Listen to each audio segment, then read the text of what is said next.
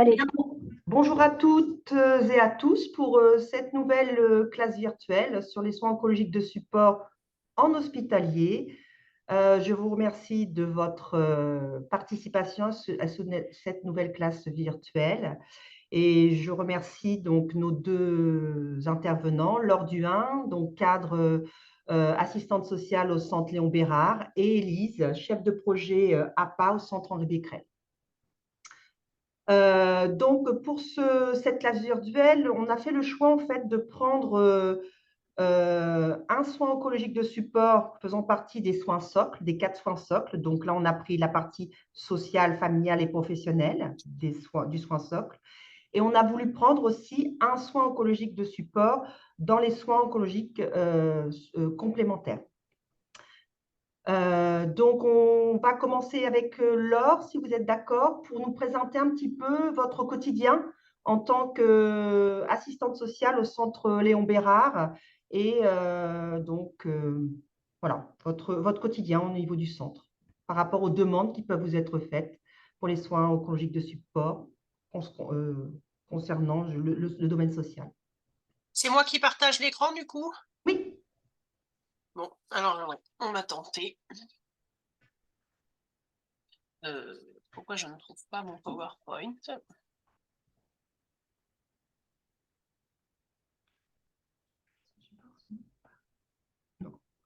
Alors, excusez-moi, mais je ne le trouve pas dans mon partage d'écran.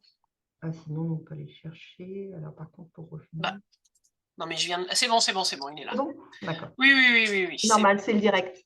Voilà, excusez-moi. Il n'y a pas de souci.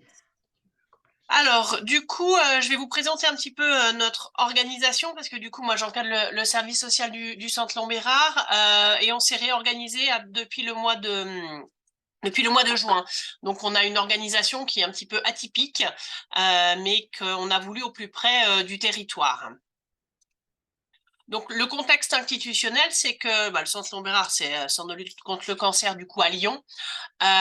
Et comme vous le savez, les patients sont amenés à faire régulièrement des allées et venues entre leur domicile et le lieu de soins pendant au mieux plusieurs mois, voire pour certains plusieurs années.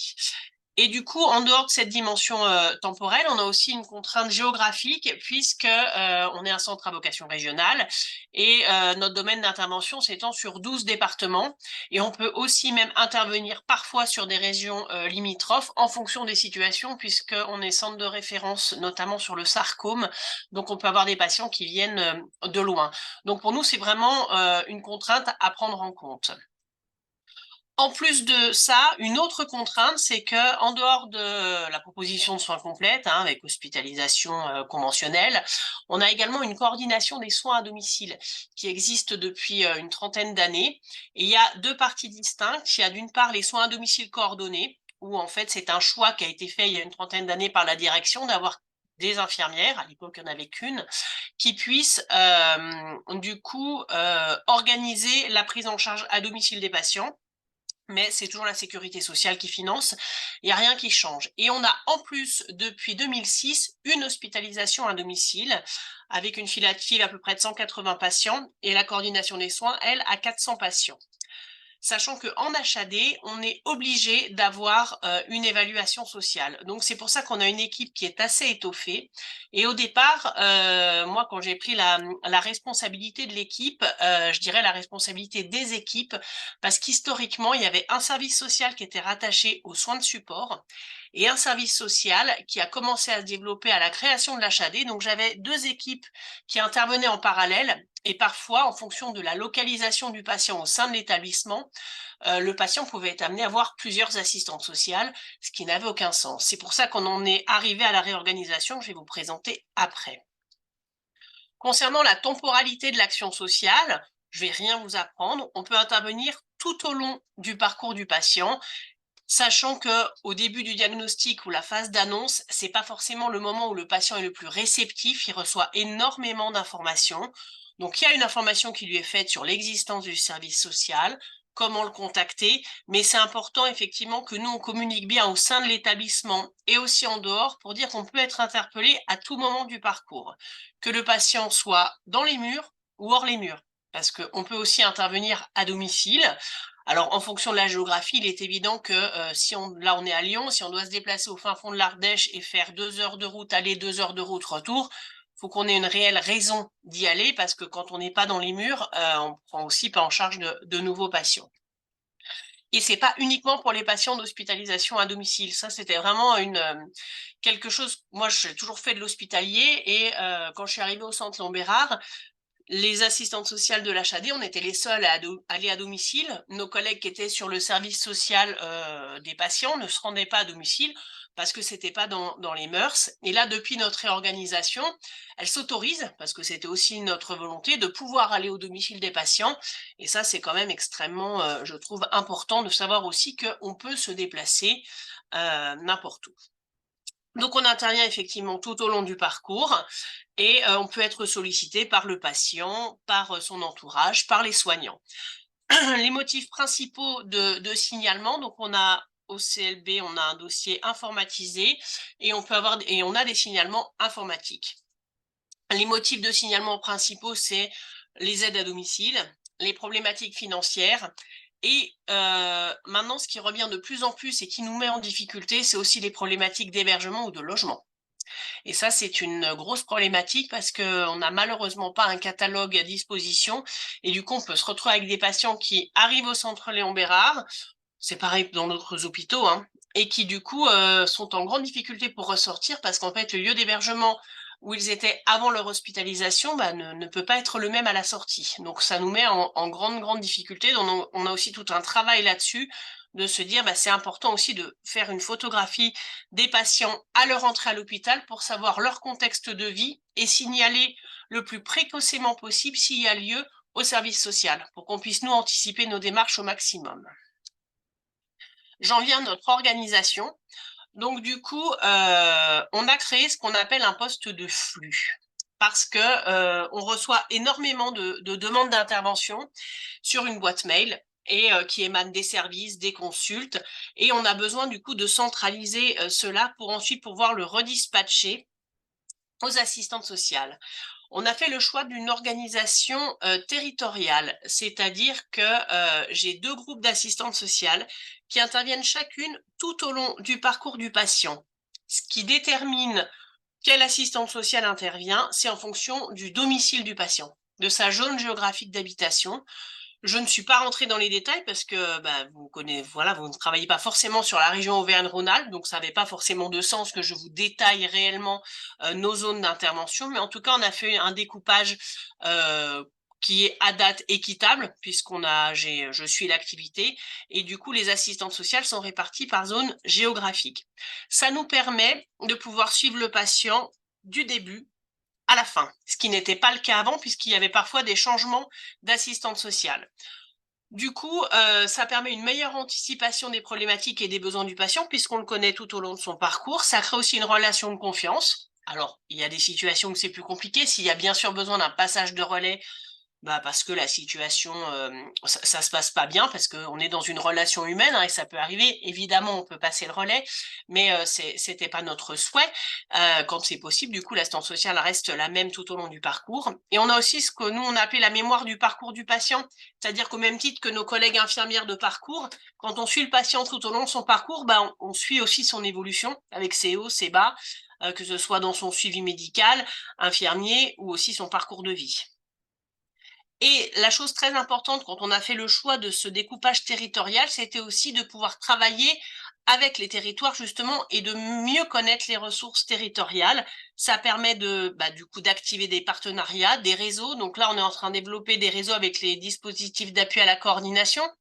Les assistantes sociales qui sont sur le groupe de l'Ardèche notamment, ils sont allés récemment. Et nous, on va essayer d'organiser à l'automne, sur le centre Léon Bérard, une rencontre avec les différents DAC qui interviennent sur notre région pour qu'on puisse se connaître, savoir comment on s'interpelle, quelles sont nos attentes mutuelles. C'est toujours plus simple quand on se connaît de travailler ensemble et puis de pouvoir organiser aussi des suivis conjoints. Ce que je vous disais tout à l'heure, faire une visite à domicile. Parfois, on n'a pas le temps. Si le patient habite très loin, c'est compliqué. Si on a un DAC qui est aussi dans la situation, ça permet de faire le relais et de se dire, cette fois, c'est moi qui vais y aller et puis je vous fais le lien. Enfin, voilà, c'est en bonne intelligence. Et le poste de flux, du coup, est là aussi pour faire cette interface avec les services de soins, parce que vous savez qu'à l'hôpital, les services de soins sont très, très attachés à avoir leur assistante sociale.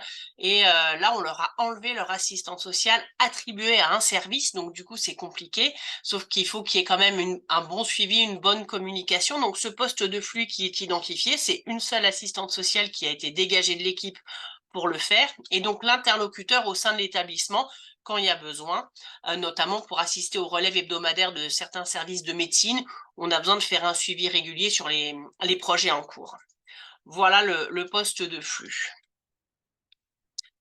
En conclusion, du coup, je vous dirais que cette nouvelle organisation, ça a vraiment remis le patient au cœur de la prise en charge en respectant sa temporalité et ça nous a permis d'anticiper les besoins parce que certains patients sont pris en charge au début de leur parcours.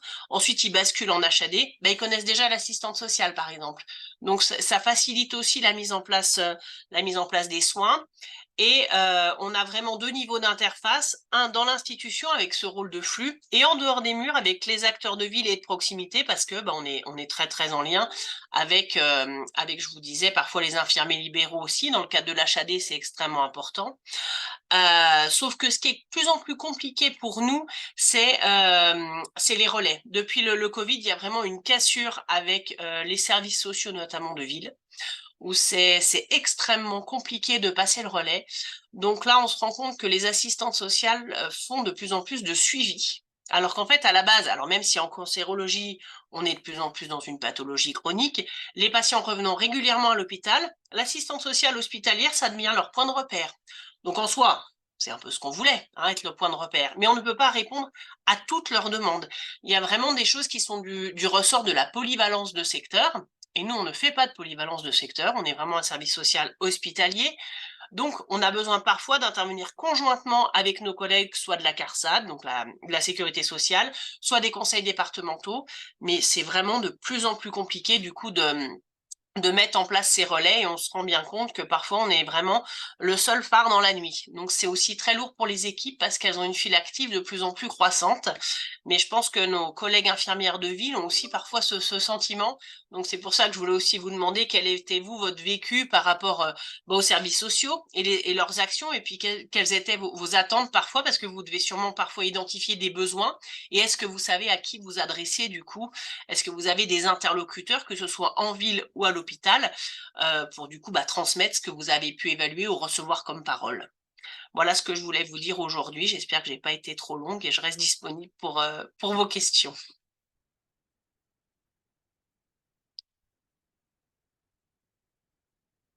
Pauline, avez-vous des questions par rapport justement à ce service social en ville? Est-ce que vous avez été confronté à des difficultés de prise en charge, que ce soit pendant la phase de traitement ou... Bonjour déjà. Bonjour. Oui, enfin, c'est quand même un gros sujet pour les patients, souvent. Et enfin, j'en parlerai tout à l'heure dans ce que j'avais prévu de dire, mais il y a quand même une grosse différence entre les patients qui sont suivis dans les centres de lutte contre le cancer et les patients qui sont suivis dans des hôpitaux un peu CHU? plus polyvalents, quoi, voilà.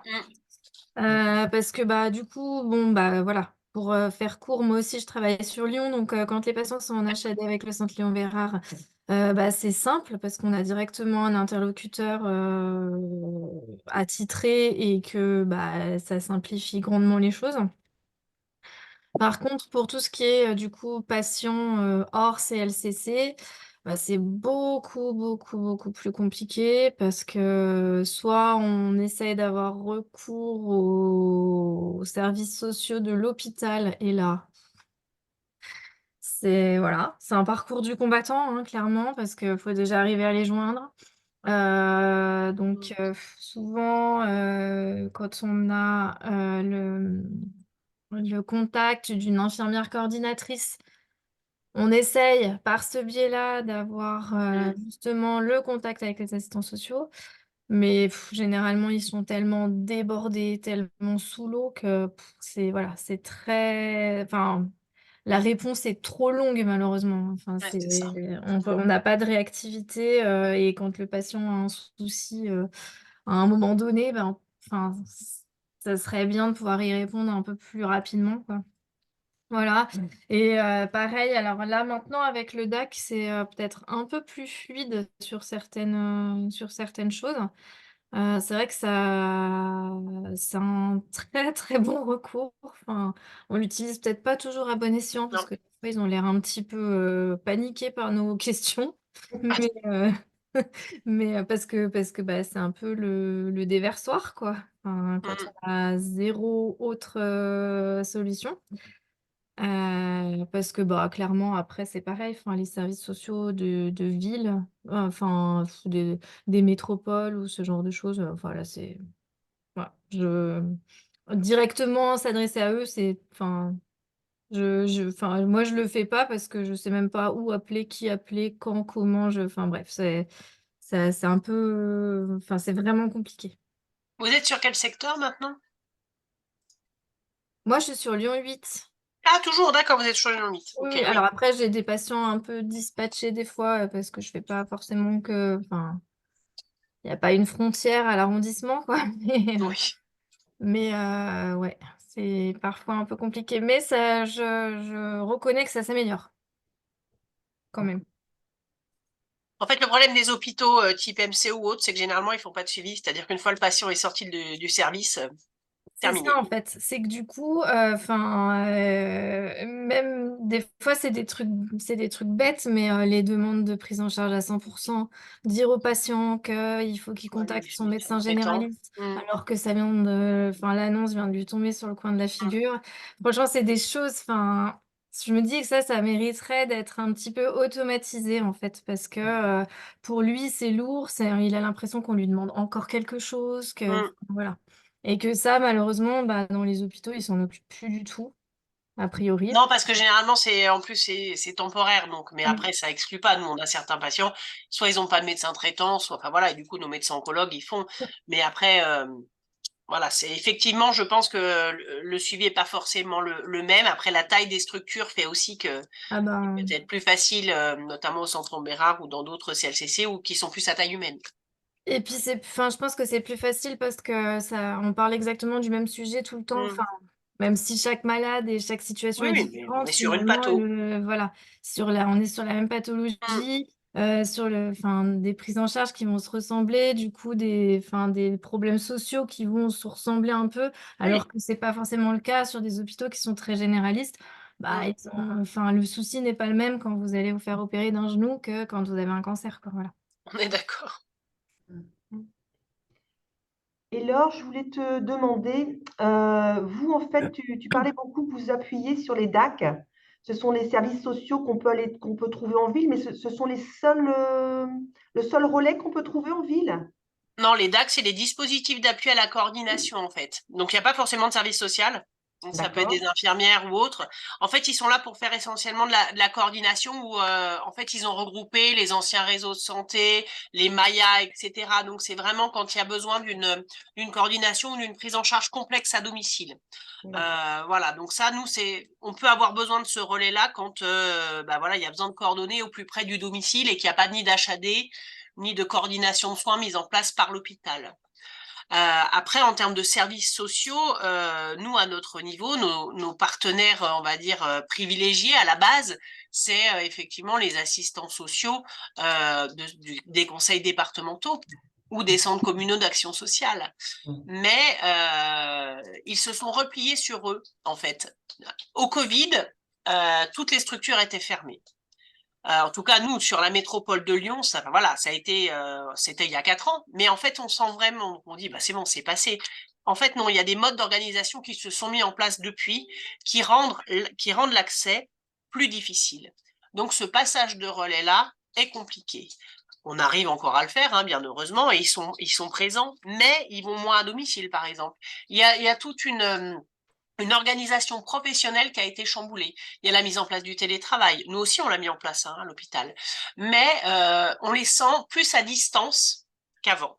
Et puis, je pense qu'ils ont aussi des problèmes de recrutement, hein. On a une profession comme les infirmières où il manque des postes, hein, parce que c'est pas forcément une profession maintenant très attractive, et puis qu'il y a sans doute peut-être une crise de la vocation, je ne sais pas, sur les nouvelles générations. Et puis le métier devient difficile parce que on est parfois mis en échec. Et du coup, c'est pas simple au quotidien. Donc parce que avant, ce qu'on disait, on en parlait il y a pas très longtemps avec l'équipe, des choses qui étaient simples, mise en place d'une aide ménagère. Enfin, je veux dire, c'était des choses dans le quotidien assez faciles. Là encore, depuis le Covid, c'est extrêmement compliqué. On a des territoires qui sont des zones blanches où on sait d'emblée qu'on n'aura personne pour faire la toilette. Donc, c'est aussi tout ça qui complexifie la donne et ce qui fait que, en tout cas, nous, sur notre établissement, voilà, les patients, on les suit. Et je travaille sur l'hospitalisation à domicile de Villefranche, sur Saône. C'est moi qui fais le temps d'assistante sociale pour l'instant. Et, et du coup, on se rend bien compte que voilà, c'est de plus en plus compliqué et que même si on est au plus près des territoires, quand il n'y a rien, il n'y a rien. Voilà. Donc après, c'est l'avantage de créer ces partenariats-là aussi et de se connaître. Donc c'est pour ça qu'on prend aussi nos bâtons de pèlerin. Pareil avec les structures de SMR. Hein, je veux dire les anciens soins de suite. Dès qu'il y a l'étiquette cancer, c'est très compliqué de le faire admettre nos patients, alors que parfois même ils ont besoin de rééducation. Donc il y a aussi de pouvoir rassurer les établissements et les partenaires en face pour dire qu'on assure un peu le service après-vente et qu'on peut être réinterpellé.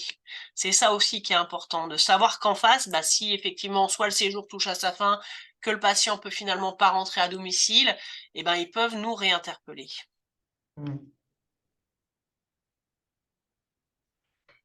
Et J'avais une question, si je peux me permettre de prendre la parole. Dans votre discours, vous avez dit comme quoi vous voyez tous les patients qui vont bénéficier de l'HAD. Et Oui. ça m'interpelle un peu parce que déjà, moi, j'avais aussi une HAD dans le centre dans lequel je travaille. Et l'HAD, les patients peuvent y être effectivement pour une durée longue, mais des fois pour un temps assez court. Et donc, pourquoi est-ce que justement vous vous êtes dit tous les patients qui sont en HAD, on les suit? Normalement, alors on les suit pas. Il y a une évaluation sociale. L'évaluation sociale, pardon, d'accord. Donc, Il y a une évaluation sociale. À la base, normalement, il y a une évaluation sociale systématique pour tout patient qui rentre en HAD parce qu'il y a l'environnement, il y a des choses qui incombent pas forcément à une évaluation aux infirmières. Donc, c'est aussi l'évaluation pluridisciplinaire qui fait la faisabilité ou pas de l'hospitalisation à domicile. D'accord. Voilà. Donc, c'est pas forcément un suivi, mais en tout cas, c'est une évaluation C'est sociale l'évaluation. systématique. Oui, j'avais compris suivi, c'est pour ça que ça m'interpellait, parce que l'évaluation, je suis d'accord, mais le suivi, je me disais, il y en a qui sont Non, tellement puis on suit persuadés pas que le patient soit en HAD ou pas, s'il n'y a pas lieu de le suivre, on ne le suit pas. On reste à disposition tout au long de son parcours, mais il y a des patients qu'on peut ne pas voir pendant plusieurs mois et qui nous réinterpellent. On n'a absolument pas effectivement les moyens de suivre tous les patients. On les revoit pas dès qu'ils reviennent au centre Lombérard, on va pas forcément les revoir. Hein. Ça c'est Oui, très puis clair. après, ils n'en ont pas tous non plus besoin, mais c'est vrai que, il me semble que j'ai compris le mot suivi, c'est pour ça que ça m'avait interpellé. C'est très bien, on est sur l'évaluation. Merci. De rien. Karine, Oui, j'ai une intervenir? question, Laure. Oui. Est-ce que il y a des projets de travailler avec certaines CPTS? Oui. Parce que évidemment, la coordination, le lien ville-hôpital, je pense que c'est totalement dans les missions qui sont incombées au... C'est en lien, mais c'est pas moi qui suis directement là-dessus, c'est Pascal Sontag, en tout cas sur le CLB. Mais oui, tout à fait, ça en fait partie. Mais c'est pas tout à fait sur le même versant du coup que les DAG. Donc nous, on est plus sur les DAG parce qu'effectivement, c'est nos relais peut-être plus privilégiés. Mais oui, il y a tout à fait un travail qui se met en lien avec les CPTS. C'est tout à fait en cours.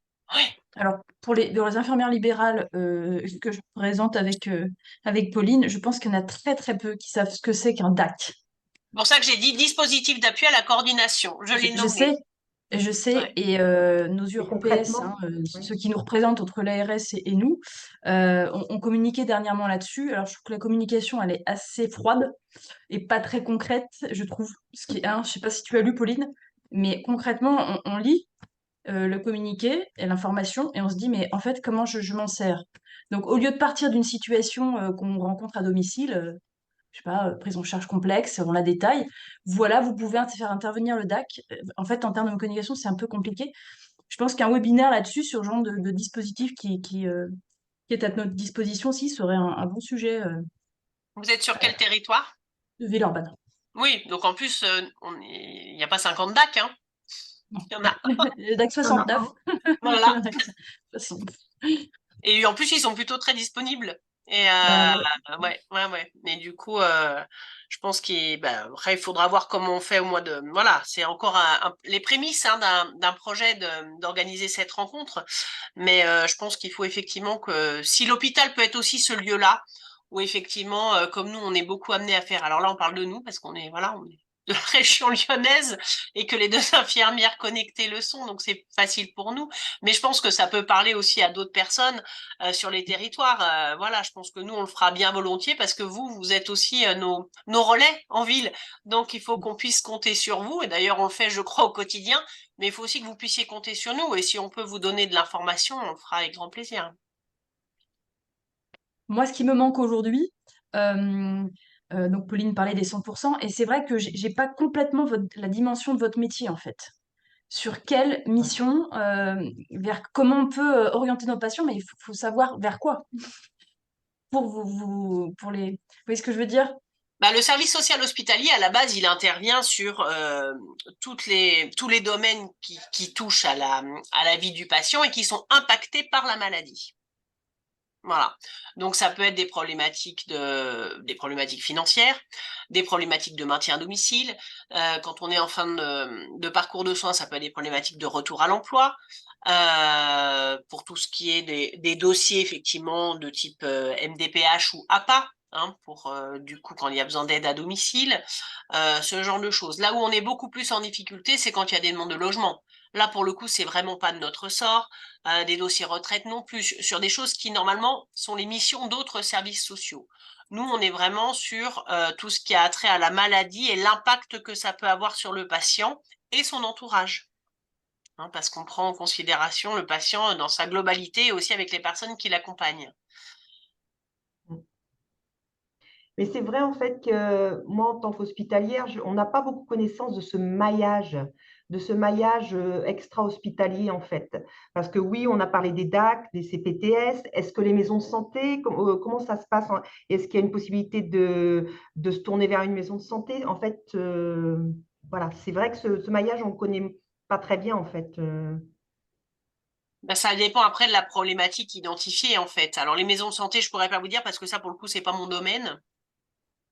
Euh, Peut-être, je ne sais pas. Après, ça, voilà, moi mon questionnement, c'est quelles sont les problématiques sur lesquelles les libéraux de ville, vous pouvez être interpellés et auxquelles nous, services sociaux hospitaliers, on pourrait répondre. Et après, parfois, si c'est pas, vous pouvez quand même nous interpeller, même si c'est pas de notre ressort. Notre mission, c'est aussi de réorienter. Et c'est là où parfois on est en difficulté parce qu'on ne sait pas vers qui. Mais ça fait partie de nos missions. Pauline, Karine, auriez-vous d'autres questions? Sachez que de toute façon, même pour ceux et celles qui ne sont pas qui sont pas actuellement sur la classe virtuelle, vous avez toujours la possibilité de poser vos questions pour qu'on puisse vous mettre en relation justement avec des assistantes sociales pour qu'elles puissent répondre à vos besoins sur la plateforme, hein. N'hésitez pas, hein, que cette continuité, il y a toujours cette continuité où on peut accéder justement aux personnes concernées des CLCC, hein. C'est bon pour toi alors? Oui, oui. Karine, Pauline, c'est bon pour vous? Merci beaucoup Laure pour cet exposé très intéressant et merci Avec aussi plaisir. Karine et Pauline pour vos interventions. Donc là, on va prendre le relais avec Élise, donc la responsable APA au centre Henri Becquerel de Rouen. Élise, je te laisse la parole. Donc, bonjour à toutes. Donc, je suis Elie, je suis une des kinés de l'équipe de centre support. Et du coup, au centre support, on travaille avec les enseignantes en activité physique adaptée. On peut appeler aussi EAPA. Ça fait beaucoup d'acronymes, mais je voulais quand même vous les dire aujourd'hui.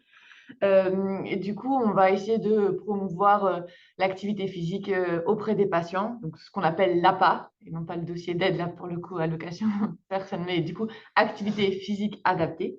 Donc, c'est considéré comme une thérapie non médicamenteuse, mais c'est une thérapie de soins.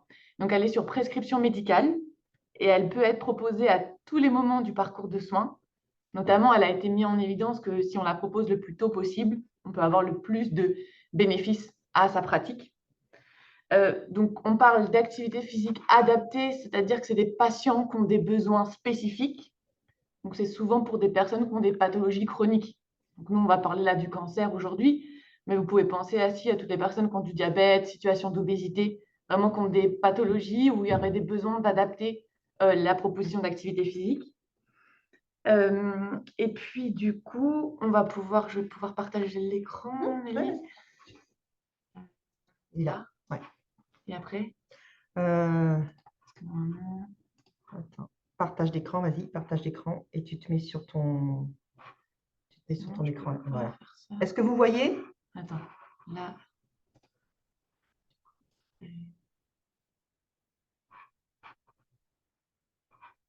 Vous êtes en train de partager. Est-ce que c'est bon pour vous? Est-ce que vous voyez l'écran? Oui, oui, tout à fait. Ok, merci.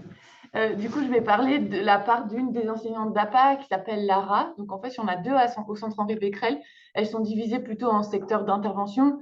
Donc, il y a Candy qui est plutôt en hospitalisation, pour les patients qui restent chez nous. Et puis, Lara, elle passe en hôpital de jour.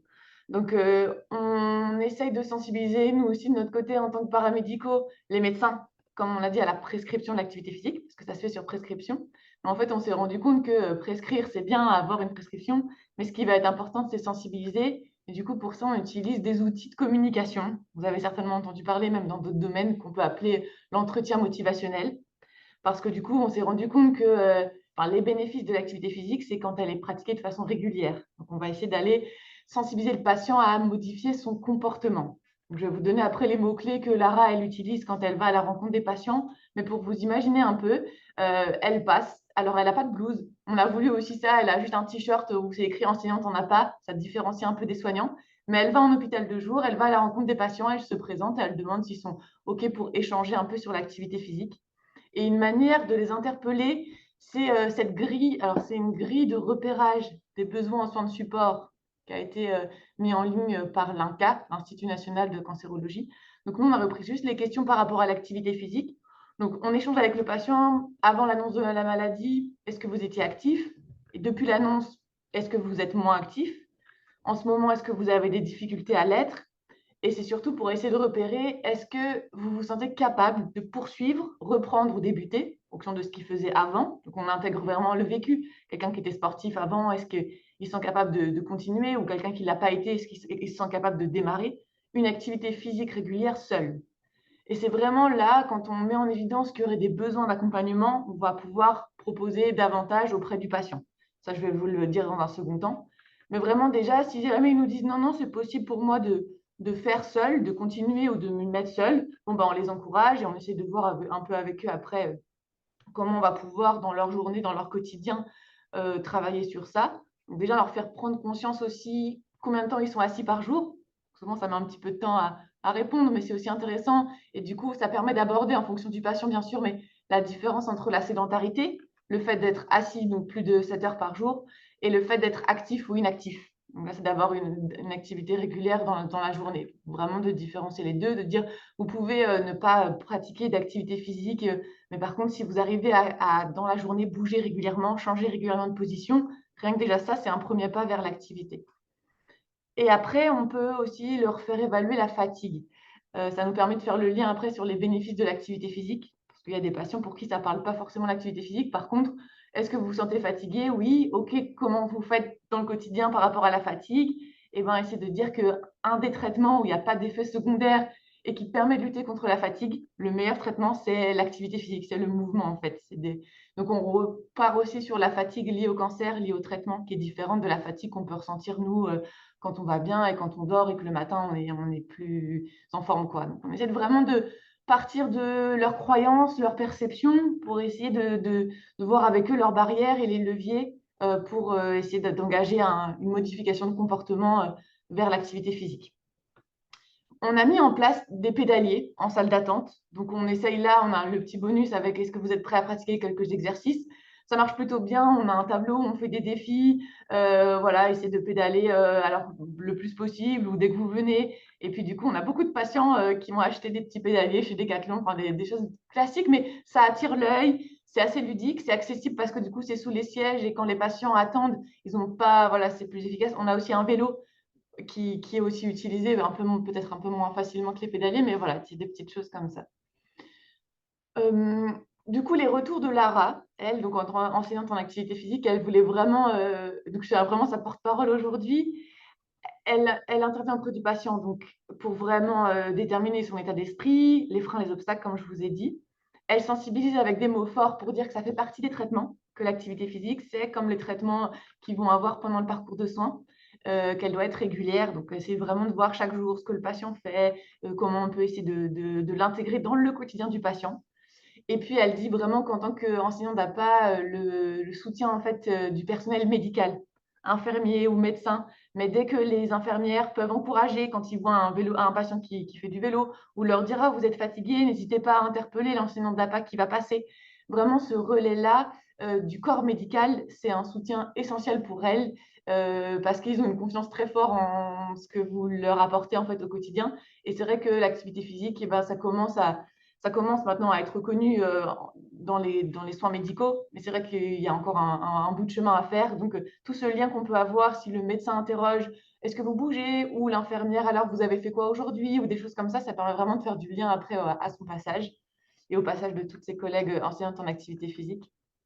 Et du coup, à Becquerel, on travaille avec un médecin du sport qui est présent au sein de l'établissement, une journée par semaine. Donc vraiment, on part du fait que quand le patient répond qu'il a besoin d'aide pour pratiquer de façon régulière l'activité physique, on lui présente cette consultation avec un médecin de l'activité physique, où ils peuvent vraiment avoir un temps dédié pour eux, pour voir un médecin, pour faire le point d'un point de vue médical, autoriser la pratique, avoir une prescription d'activité physique. Et on a mis en place un annuaire d'activité physique, donc sur le site du Centre Henri Becquerel. Mais en fait, on reprend les structures qui sont mises en évidence par le réseau Onco Normandie. Donc, je crois que vous en avez un aussi dans les régions, dispositifs spécifiques régionaux, qui ont mis vraiment un site en ligne avec tous les lieux où on peut pratiquer de l'activité physique adaptée. Donc, pour pouvoir y pratiquer, il faut la prescription d'activité physique. Donc, nous, c'est vrai qu'on a le lien avec le médecin du sport qui est présent sur place. Après, on essaye aussi vraiment de sensibiliser les médecins oncologues et hématologues. Tous les médecins peuvent prescrire de l'activité physique. Et justement, le but de l'activité physique adaptée, c'est qu'elle est adaptée aux besoins spécifiques des patients. Donc, ça prendra en compte les spécificités des patients qui sont fragiles. Et c'est aussi pour ça qu'ils peuvent avoir ce soin-là. Donc, tous les médecins peuvent en prescrire. Donc, on leur donne un petit flyer avec des QR codes et des liens sur les sites. Et depuis 6 mois, on a mis en place, alors je pense qu'au Centre Lyon-Bernard, il y a aussi la même chose similaire, mais un petit programme de défi du centre. On reprend en fait, on peut faire quelques tests spécifiques. Il y a une échelle aussi sur donc, la capacité à croire en ses propres compétences, la capacité à se motiver à faire une activité physique. On essaie vraiment d'interroger le patient sur ça, au-delà de vous faites de l'activité physique, de différencier du sport, mais vraiment de partir de eux, de leur ressenti, de ce qu'ils font dans la journée, et de sentir s'il y a une marge de progression, on essaie vraiment de le mettre en évidence. On a voilà, quelques exercices qu'on leur propose, qu'on leur démontre dans la salle d'attente ou lors de leur venue en hôpital de jour ou dans leur chambre où ils reçoivent les traitements. Et puis, du coup, on a mis un petit programme. On essaye de valoriser les pas qu'ils peuvent faire au quotidien et de programmer en fonction de ce qu'ils peuvent faire, comment ils se sentent capables. On détermine la première semaine ensemble et après, on leur laisse remplir s'ils ont réussi, par exemple, à travailler les exercices du bas du corps, combien de temps. Et puis, surtout, si ça a été facile, moyennement ou difficile. Et du coup, ça, on pourra le reprendre avec eux après quand ils nous rendront le programme. Donc, on l'a prévu sur 4 semaines. C'est vraiment pour essayer d'initier, de tracer et de leur faire prendre conscience aussi de ce qu'ils font. Parce que certains patients, des fois, disent moi, je ne veux plus rien faire. Et en fait, essayer de valoriser un petit peu ce qu'ils arrivent à faire et de partir de ça. La dernière proposition qu'on a fait, parce que du coup, on avait la consultation de médecine du sport qui était un peu isolée, on va dire, des autres actions, notamment de l'action de la nutrition. Et on sait que des fois, ça peut être aussi, et pour les patients qui ont une prise de poids pendant les traitements, ou ceux qui n'arrivent pas justement pour lutter contre la sarcopénie, le mouvement peut aider, et donc la prise de muscles. On a associé donc une consultation qu'on appelle APA-NUT, où il y a une diététicienne qui fait donc un bilan de la nutrition. Elle peut faire quelques tests, l'impédance mètre, pour avoir un petit peu les rapports entre la masse grasse et la masse maigre. le bilan avec l'enseignante d'APA qui reprend ce que je vous ai dit là-haut, où on peut en plus leur proposer du matériel, parce qu'on avait la même remarque avec les contraintes géographiques. La plupart de nos patients habitent à 50 km du centre et il y a des lieux, en effet, il n'y a pas de lieu de pratique d'activité physique adaptée. Donc, quand on voit que c'est difficile, ou des patients qui ne se sentent pas capables de s'investir dans un groupe, en fait, parce que ils n'en sont pas capables pour l'instant, on peut leur prêter pendant 3 mois un petit pédalier, un élastique, une montre cardiopodomètre. Et du coup, on leur remet ça lors de cette consultation. Après, ils voient le médecin du sport. Et puis, on fait un appel téléphonique à 6 semaines. Et puis, à 3 mois, ils reviennent au centre. Ils peuvent nous redonner ce petit kit-là. Et on essaie là de voir s'ils sont OK de s'investir, soit à reprendre régulièrement chez eux, soit à aller dans un lieu de pratique s'ils sont prêts et si c'est pour eux une ressource, de le faire en groupe. Donc, voilà pour ce qu'on fait au centre. Après, vraiment, je pourrais que vous encourager peut-être que vous connaissez déjà le site des réseaux que vous avez dans votre région et du coup des lieux de pratique. Après, ils peuvent des fois identifier le type d'activité qu'ils proposent. Et pour tous les patients qui ont un parcours en oncologie, il y a un forfait de 180 € pour pouvoir pratiquer de l'activité physique adaptée. Donc, c'est jusqu'à 1 an de la fin des traitements, donc chimiothérapie, radiothérapie, chirurgie. Et ils peuvent avoir donc ce forfait-là pour initier en fait la pratique d'une activité physique adaptée. Est-ce que tu vas parler du PARSAC? Est-ce que je peux... Non, tu peux parler. Et je ne sais pas si vous avez entendu parler aussi, justement pour associer, on sait que les soins de support associés, donc APA, activité physique adaptée, nutrition et psychologie, c'est des soins de support qui sont souvent demandés par les patients avec des besoins identifiés. Des Donc, soins socles. des soins socles. Mm. Dans l'après-cancer, les patients ont pareil un forfait de 180 € pour pouvoir réaliser ces 3 soins de support. Alors, c'est les bilans qui sont pris en charge, le bilan d'activité physique, bilan psy et le bilan nutritionnel, parfois en fonction des lieux. Donc, par exemple, on a une maison sport santé à côté du centre Henri Becquerel qui propose ce bilan-là avec ces 3 soins de support-là. Je crois qu'il propose une séance de nutrition de suivi. Après, le reste est à la charge du patient si ça part sur un suivi psychologique ou des séances d'activité physique adaptées. Ça, c'est pas pris en charge, mais voilà, les réseaux, les dispositifs spécifiques régionaux essayent de développer, notamment dans l'après-cancer, des liens entre les différents centres de support, dont l'activité physique adaptée. Est-ce que vous avez des questions, des choses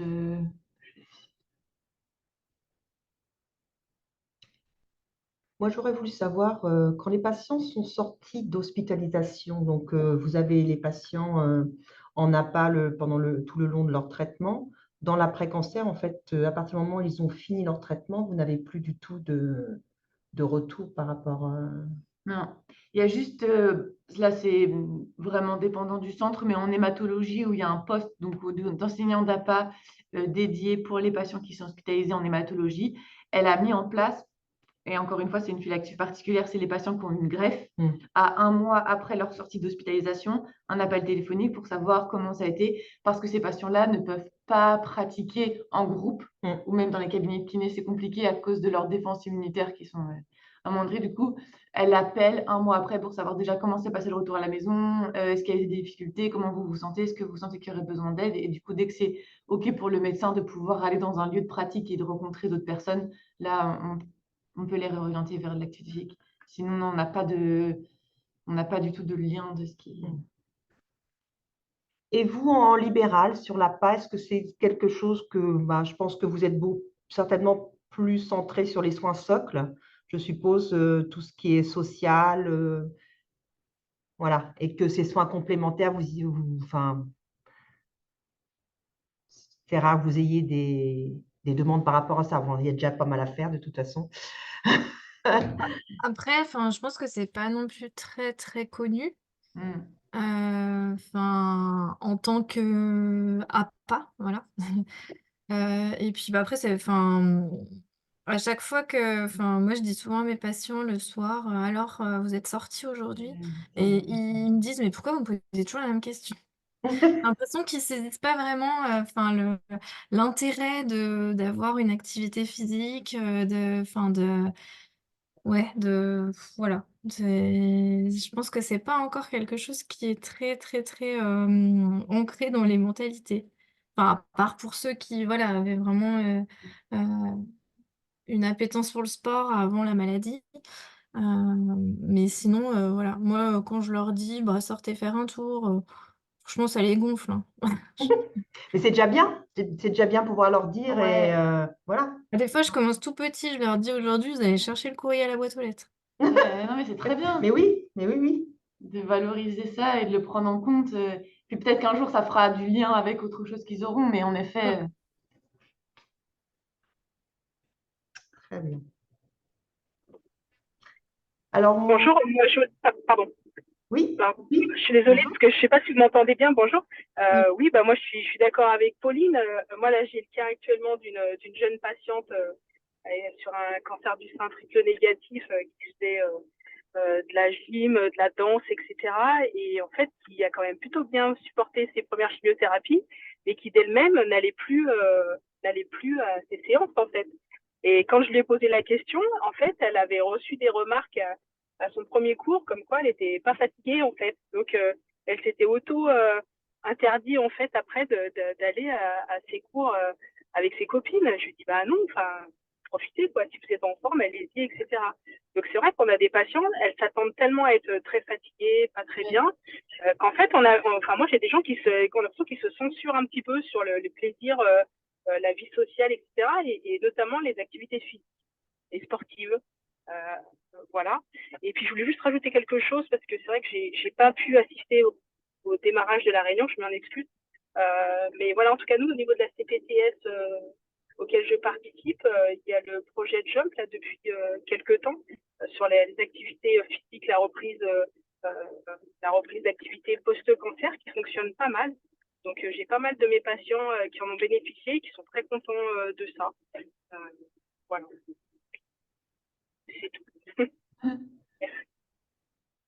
Et du coup, juste pour rebondir, en vrai, même si vous disiez que la phrase que vous avez l'impression qui est peut-être banale ou de barber vos patients avec ça, enfin, c'est essentiel en vrai, rien que de les interroger dessus et puis pouvoir, voilà, de reprendre avec eux, euh, soit d'autoriser en soi, sans, voilà, mais de dire, bah, vous vous sentez capable, allez-y.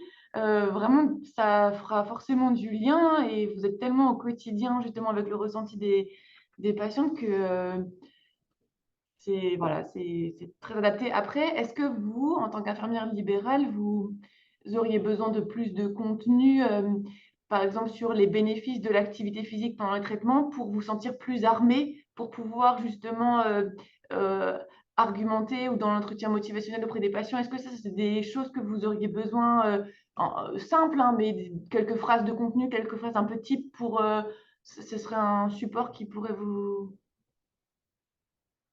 Ouais, ok. C'est vraiment une Ah, proposition. Oui. Après, bien sûr, il y a des pathologies ou des mises en place de certains traitements qui sont limitants, Oui. qui génèrent des vertiges, euh, ou le dispositif comme des, des pompes où les patients sont reliés et ils sont limités. Après, je pense qu'il y a des choses à faire quand même. Oui. Mais oui, des fois, ils s'auto déjà disent que ça va pas être possible. Eh oui. Ils sont convaincus. Donc c'est vrai que des petites phrases ou des petits arguments, un argumentaire qui pourrait voilà, faire bousculer, enfin, en tout cas les faire réfléchir, se dire mais pourquoi, pourquoi je me limite? Ok. Je pourrais- Bah, des fois, au démarrage de la maladie, même quand ils sont perfusés uniquement la nuit, ils sortent pas la journée en fait. Parce que du coup, il y a les perfusions. Mais la journée, il n'y a pas les perfusions. Mais en fait, pour eux, c'est voilà, c'est le soin et enfin, je sais pas comment dire, mais du coup, oui, c'est ce que disait Nadia ou Karine, ils s'auto-censurent en fait, en pensant que c'est pas possible pour eux de sortir, enfin, ah bah on m'a proposé ça, mais je peux pas y aller. Bah pourquoi? Ah oui. Bah je sais pas. Bah si, en fait, vous pouvez y aller. Mais enfin, il y a un petit travail au début à faire, voilà, sur le fait enfin, de leur faire outrepasser leur peur, en fait, d'aller Même de sortir, des fois, on parle même pas d'activité physique adaptée. Enfin, on parle juste d'une petite sortie simple, ou voilà, d'aller chez quelqu'un ou d'aller boire un café enfin, c'est des choses qui s'interdisent par peur, par peur, je pense, la plupart du temps. Ok. C'est noté, on échangerait avec Lara et Candy et puis je vais vous faire passer ça par Nelly On pour passera ça pour sur un proposer. post justement sur la communauté de pratique, ce qui pourrait éventuellement vous aider justement. Des petites choses qui ne demandent pas beaucoup de temps, parce que je sais que vous avez un emploi du temps très chargé et qui pourraient justement voilà, apporter un petit plus. Un petit plus, voilà. Moi, j'aurais voulu vous demander, pour les infirmières qui sont là, suite au webinaire et à la classe virtuelle que l'on a fait, quelle est votre vision déjà sur les soins de support? Est-ce que ça vous a apporté des choses supplémentaires? Est-ce qu'il vous manque des choses? Voilà, j'aurais voulu avoir votre point de vue en fait. Alors moi, ça m'a appris plein de choses. Et j'ai j'ai vu que le comité de la Ligue contre le cancer est sur Villeurbanne, pas très loin de mon cabinet, et j'y vais jeudi. Je vais me déplacer dans les bureaux et je vais récupérer des documents. Moi, j'ai besoin des choses physiques et documents pour D'accord. donner à mon équipe et pour bien informer mes patients. Je trouve que c'est essentiel qu'on ait des choses en relais, ouais. Mm. Mais ouais, merci pour ce webinaire qui était hyper enrichissant. J'ai découvert plein de choses et surtout, c'est l'après aussi, l'après-cancer, en fait. C'est ça. Ça, c'est essentiel, ouais. Je Mm. crois que ça a été bien martelé à la fin. C'était bien. Qui est d'ailleurs bien développé sur le nouveau plan cancer, le plan décennal, justement, sur ce plan d'après-cancer, justement. C'est la... D'ailleurs, Pauline, je te donnerai de la documentation aussi, si tu veux bien, puisqu'on va se revoir bientôt. Oui, pour une journée des soins de support. Voilà, on se retrouve là-bas. Donc maintenant, vous avez quand même quelques outils sur lesquels, notamment les réseaux d'oncologie régionaux, vous pouvez avoir la Ligue, parce que moi, j'ai une infirmière qui a fait un DU de soins de support et qu'elle, elle me disait justement, pour ne pas prendre de risques, quand elle ne savait pas, elle redirigeait sur la Ligue. La Ligue, qui est parce qu'en fait, c'est quelque chose de sûr.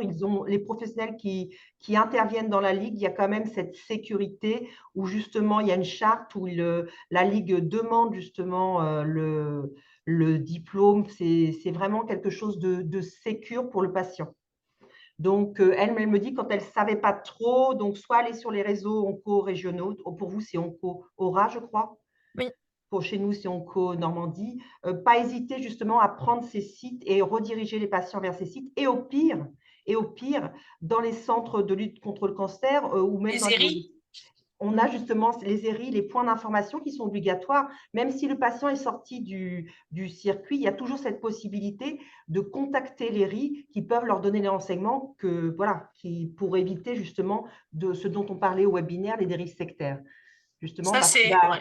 qu'ils peuvent se Les riz, ouais, retrouver. pardon, Nelly, c'est excuse-moi, c'est une vraie ressource et bon, bah, je pense que c'est partout pareil et notamment par rapport à tout le milieu associatif Mais oui, aussi. En fonction des différentes pathologies, il existe beaucoup d'associations et nous-mêmes au service social, enfin, on peut pas tout connaître et l'ERI est vraiment un centre de documentation extrêmement important.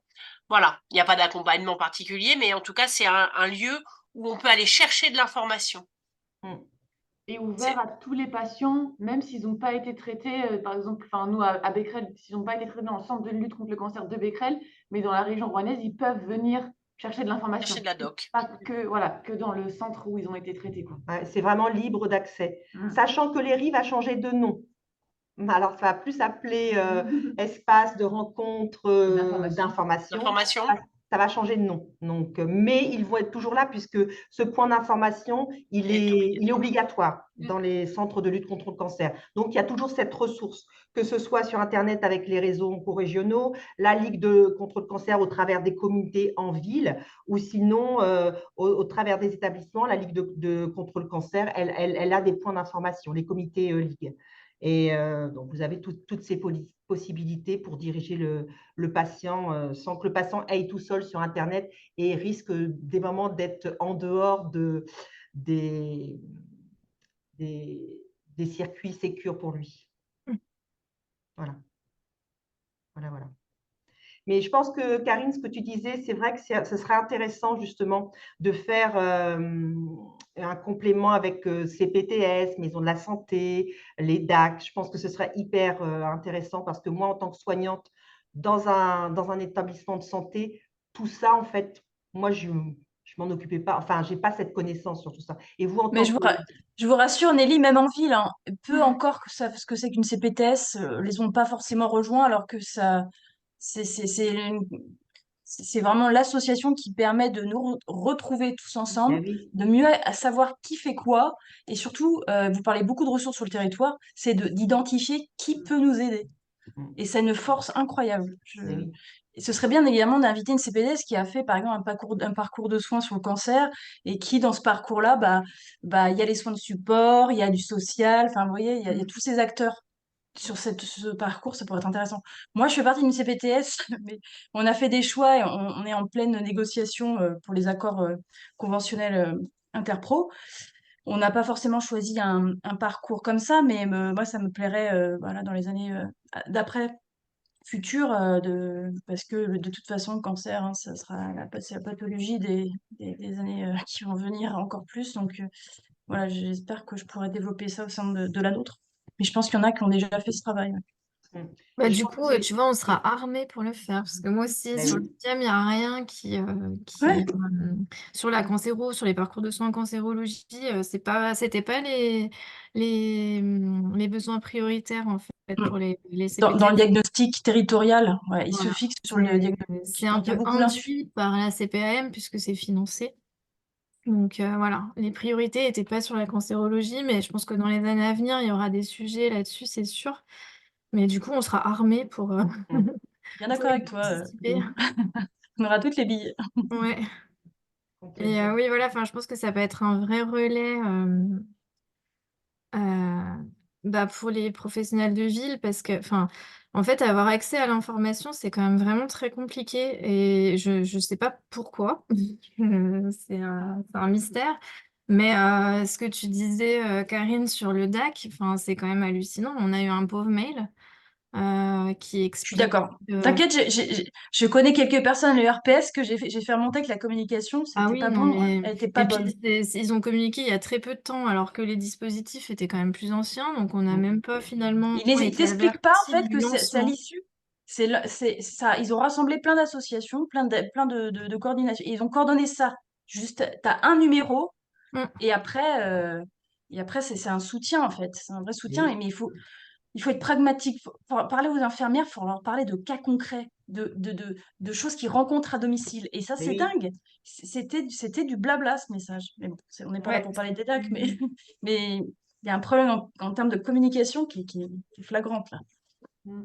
Puis C'est pour ça, et ouais, du ça coup, rompt aussi votre isolement en libéral. exactement, ouais, exactement. Et c'est pour ça que je pense que, enfin, déjà, voilà, la communauté de pratique, c'est quand même une ressource. Enfin, pour moi, en tout cas, assez essentiel. Après, moi, à ma petite échelle, c'est quand même compliqué de diffuser toutes ces ressources, même si j'aimerais, mais je sais pas, enfin, voilà, je sais pas exactement comment le faire. Et c'est vrai que je pense que la clé, elle est plutôt dans les CPTS et les choses comme ça. Mm. Mm, Moi, je mm. me dis, pourquoi pas créer voilà, un espèce de répertoire avec tous les acteurs auxquels on peut avoir recours dans telle ou telle situation. Mais il faut que ce soit assez parlant et assez concret. Pas dire, bah tiens, voilà, pour un problème social, je vais. Il faut que ce soit vraiment. Faudrait lister en fait un peu. On va pas faire un catalogue forcément, mais Le souci de ça, c'est ensuite la mise à jour. En fait, c'est toujours ouais. Tout à fait. compliqué ces répertoires, c'est Mm, parce mm. qu'on le fait à un instant T. Oui. On pourra essayer, en tout cas sur la région, de faire ces ressources-là sur son site internet, mais du coup, c'est extrêmement compliqué d'avoir cette mise à jour, voilà, régulière. C'est ça, en fait, généralement le problème.